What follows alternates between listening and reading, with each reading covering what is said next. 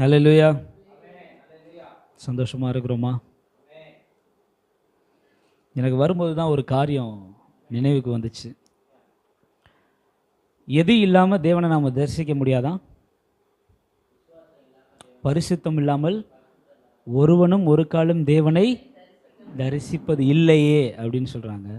எனக்கு ஒரு யோசனை, சமாதானம் இல்லாமல் தேவனை நம்ம ஆராதிக்க முடியுமா?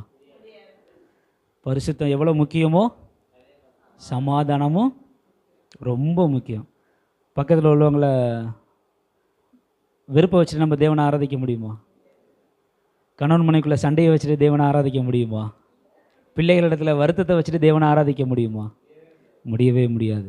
சமாதானம் பண்ணுகிறவர்கள் அவர்கள் புத்திரர். அதே ஒரு டவுட்டாக சொல்கிறீங்களா? இல்லை, நாம் தேவனுடைய பிள்ளைகளாக இருக்கிறோம். ஓகே, சங்கீதம் 120 நாம் எல்லோருமே எழுந்து நின்று அதை வாசிக்கலாமா? சங்கீதம் 120 எல்லாருமே எழுந்து நின்றுக்கலாம். 7 வசனம் இருக்குது, எல்லாருமே சேர்ந்து நாம் வாசிக்கலாம். என் நெருக்கத்திலே கர்த்தரை நோக்கி கூப்பிட்டேன், அவர் எனக்கு செவி கொடுத்தார். கர்த்தாவே, பொய் உதடுகளுக்கும் கபட நாவுக்கும் என் ஆத்துமாவை தப்புவியும். கபட நாவே, உனக்கு என்ன கிடைக்கும்? உனக்கு என்ன செய்யப்படும்? பலவானுடைய கூர்மையான அம்புகளும் சூறை செடிகளை எரிக்கும் தழலுமே கிடைக்கும். ஐயோ, நான் மேசேக்கிலே சஞ்சரித்தது போதும், கேதாரின் கூடார அண்டையிலே குடியிருந்ததும் போதும். சமாதானத்தை பகைக்கிறவரிடத்தில் என் ஆத்துமா குடியிருந்ததும் போதும். நான் சமாதானத்தை நாடுகிறேன், அவர்களோ நான் பேசும்போது யுத்தத்திற்கு எத்தனைப்படுகிறார்கள். ஆமேன், ஆமேன், ஆமேன். உட்காந்துக்கலாங்களா? அமர்ந்து கொள்ளலாம். தாவீது இது எந்த சூழ்நிலையில் எழுதியிருப்பாருன்னு யோசிக்க முடியுதுங்களா? ஏதாவது கடைசி வசனமே ரொம்ப அழகாக சொல்கிறாங்க. நான் சமாதானத்தை நாடுகிறேன், அவர்களோ நான் பேசும்போது யுத்தத்துக்கு எத்தனைப்படுகிறார்கள் அப்படின்னு சொல்கிறாங்க. தாவீது கூட இந்த நேரத்தில் இந்த சூழ்நிலை என்ன சொல்கிறாரு? சமாதானம் எனக்கு வேணும். எந்த சமாதானங்க? மனுஷன் கொடுக்குற சமாதானமா? பிள்ளைகள் கொடுக்குற சமாதானமா? கணவர் கொடுக்குற சமாதானமா? ஆண்டவராகிய இயேசு கிறிஸ்து நம்ம கொடுக்குற சமாதானம். அந்த சமாதானத்தை நாடுகிறேன் அப்படிங்கிறாரு.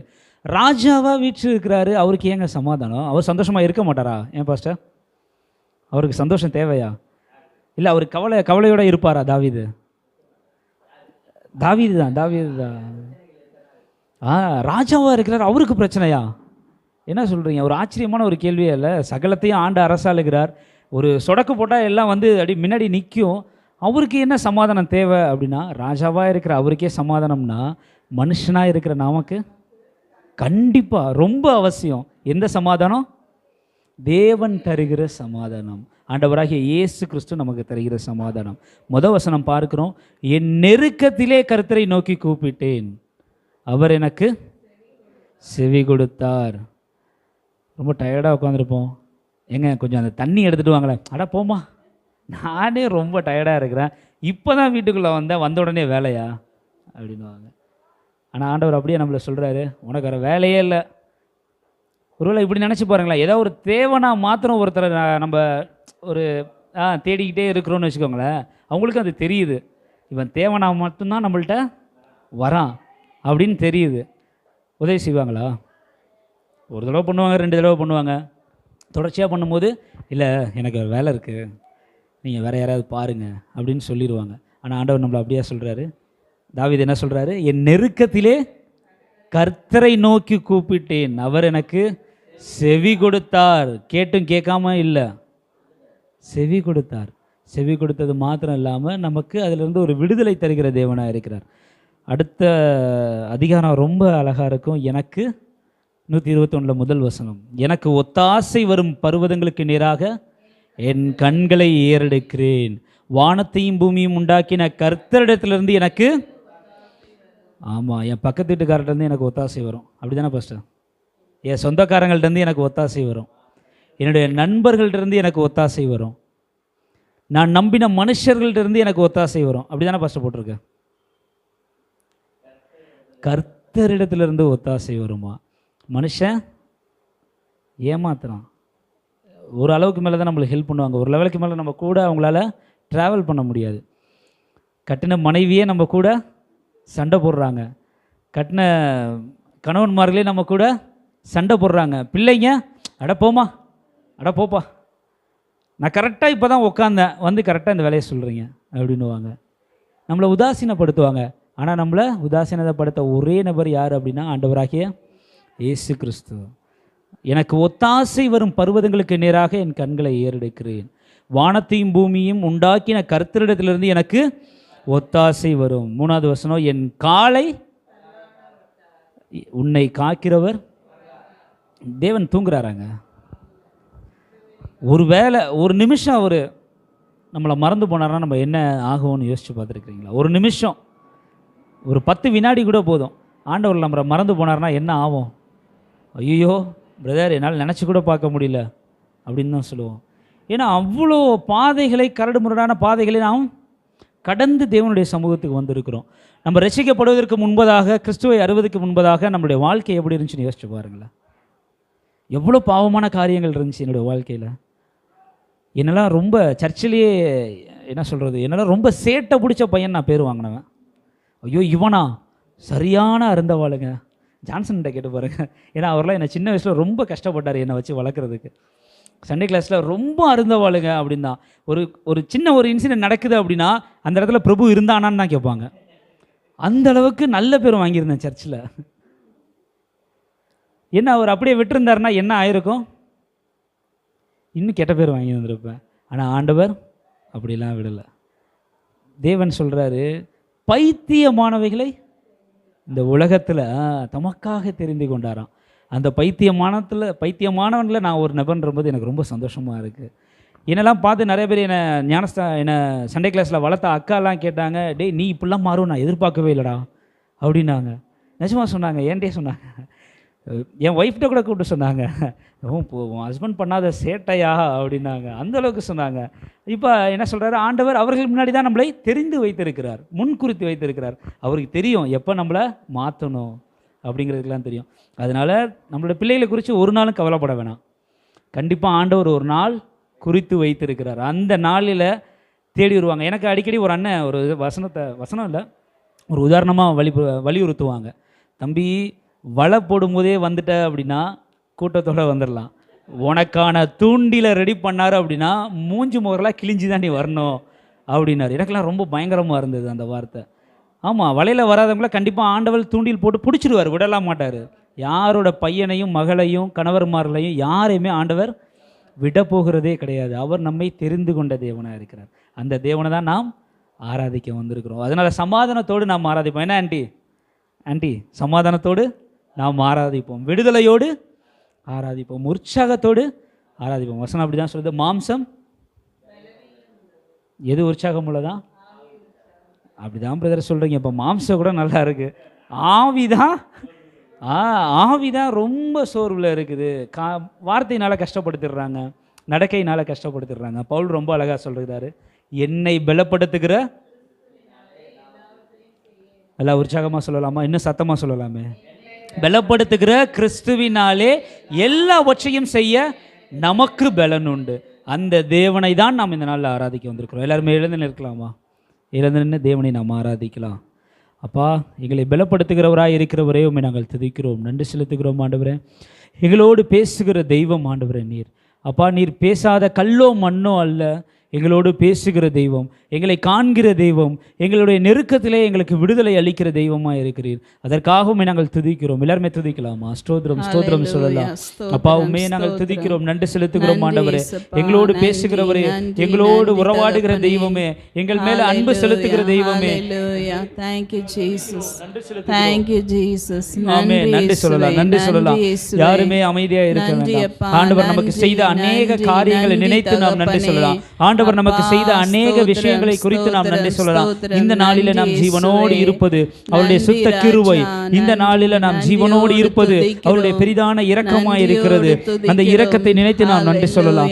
ஸ்தோத்திரம் ஆண்டவரே, உண்மையே நாங்கள் நன்றி செலுத்துகிறோம். நன்றி அப்பா, ஸ்தோத்திரம். Thank you Jesus, thank you Jesus. நன்றி ஆண்டவரே, உண்மையை நாங்கள் துதிக்கிறோம், நன்றி செலுத்துகிறோம் ஆண்டவரே. எங்களிடத்தில் பேசுகிறவராய் இருக்கிறவரே உண்மை நாங்கள் துதிக்கிறோம். நன்றி ஆண்டவரே.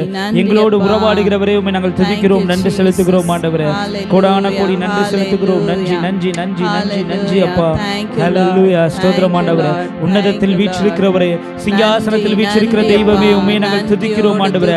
இந்த பூமியிலே சமாதானத்தை உண்டு பண்ணுகிறவரே உண்மை நாங்கள் துதிக்கிறோம் அப்பா. எங்களுக்கு பிரியத்தை உண்டு பண்ணுகிறவரே உண்மை நாங்கள் துதிக்கிறோம் ஆண்டவரே. எங்கள் செவிகளை நீர் திறந்து விட்டீர் ஆண்டவரே. அப்பா, உம்மை தேடுகிற யாவரும் கண்டுகொள்வார்கள் என்று சொன்ன தெய்வமே, இந்த நாளில நாங்கள் கண்டுகொள்ள வைத்தீரே அப்பா. எங்களை முன்குறித்தீரே அப்பா. எங்களை தேடி எடுத்தீரே, எங்களை பிரித்தெடுத்தீரே. அதற்காக நாங்கள் உம்மை துதிக்கிறோம், நன்றி செலுத்துகிறோம் ஆண்டவரே. கோடான கோடி நன்றி ஆண்டவரே. நன்றி நன்றி நன்றி நன்றி அப்பா.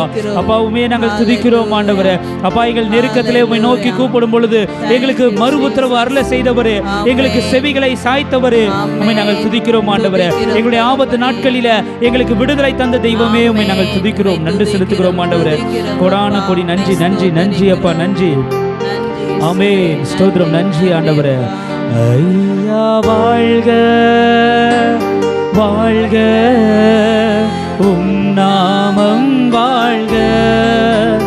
ஐயா வாழ்க வாழ்க, உம் நாமம் வாழ்க.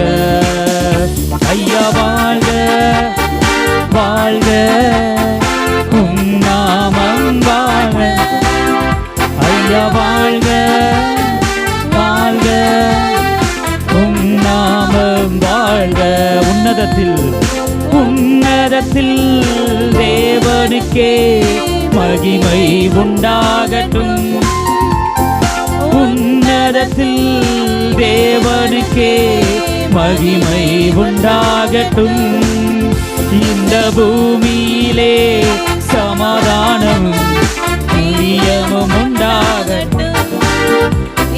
பூமியிலே சமாதானமும் பிரியமும் உண்டாகட்டும். ஐயா வாழ்க ஐயா வாழ்க வாழ்க, உம் நாமம் வாழ்க.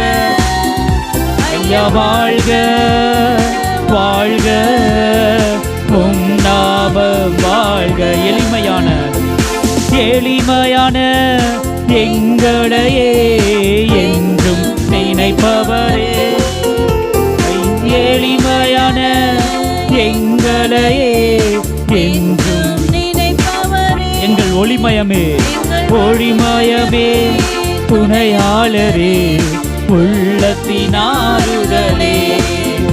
எங்கள் ஒளிமயமே துணையாளரே, உள்ளத்தினாருதலே. ஐயா வாழ்க ஐயா வாழ்க வாழ்க, உம் நாமம் வாழ்க. ஐயா வாழ்க வாழ்க, உம் நாமம் வாழ்க. தேடுகிற அனைவருமே தேடுகிற அனைவருமே மகிழ்ந்து களி கூறட்டும். ஆமே. உம்மை தேடுகிற அனைவருமே மகிழ்ந்து களி கூறட்டும். இன்று பாடுகிற யாவருமே பரிசுத்தமாகட்டுமே. இன்று பாடுகிற பரிசுத்தமாகட்டுமே. ஐயா வாழ்க வாழ்க, உம் நாமம் வாழ்க. ஐயா வாழ்க வாழ்க, உம் நாமம் வாழ்க. மறுபடியும் சொல்லுவோம் ஐயா. ஐயா வாழ்க வாழ்க, உம் நாமம் வாழ்க. ஐயா வாழ்க வாழ்க, உம் நாமம் வாழ்க. ஐயா வாழ்க வாழ்க, உம் நாமம் வாழ்க. ஐயா வாழ்க வாழ்க, உம் நாமம் வாழ்க.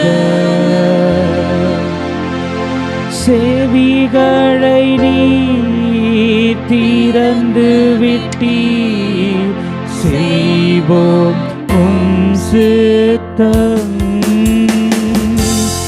எங்கள் செவிகளை நீ திறந்து விட்டீர், செய்வோம் உம் சித்தம். இந்த புவிதனிலே உம் விருப்பம் பூரணமாகட்டுமே. இந்த புவிதனிலே உம் விருப்பம் பூரணமாகட்டுமே.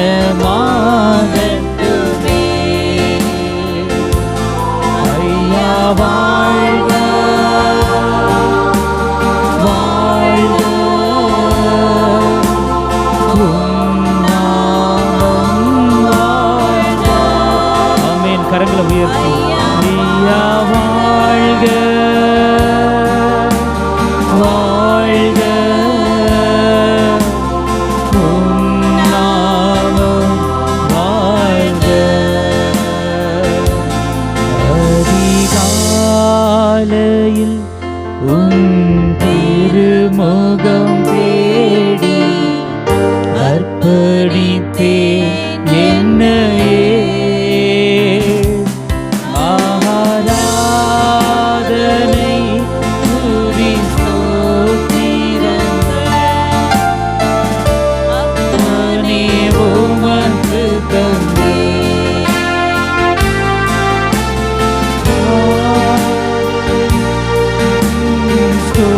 ஸ்தோத்திரங்கள் அப்பனே உமக்கு தந்தேன். ஆராதனை, ஆராதனை, ஆராதனை, ஆராதனை, ஆராதனை, ஆராதனை, ஆராதனை, ஆராதனை அன்பரேசுராஜனுக்கே.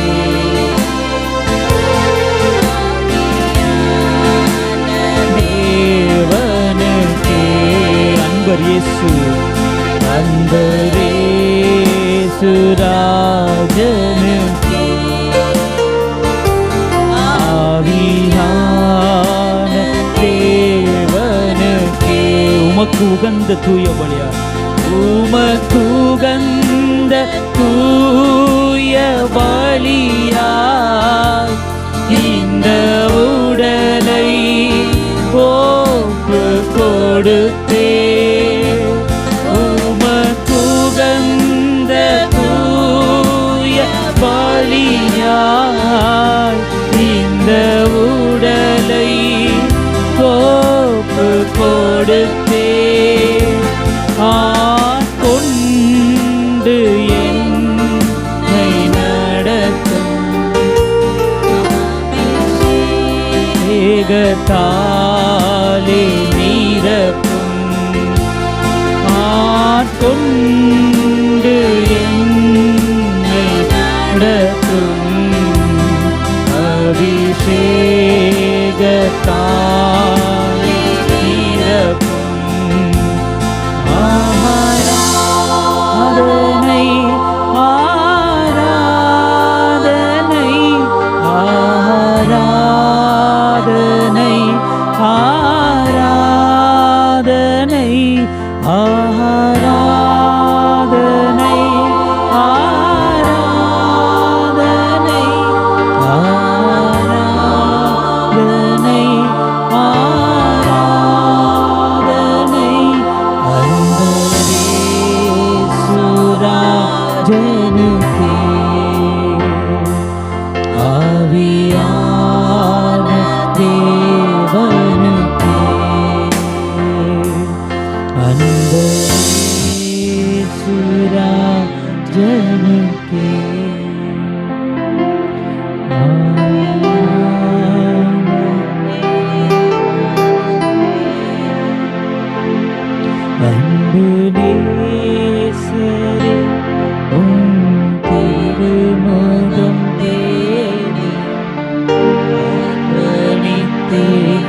என்னையே ஆராதனை துதி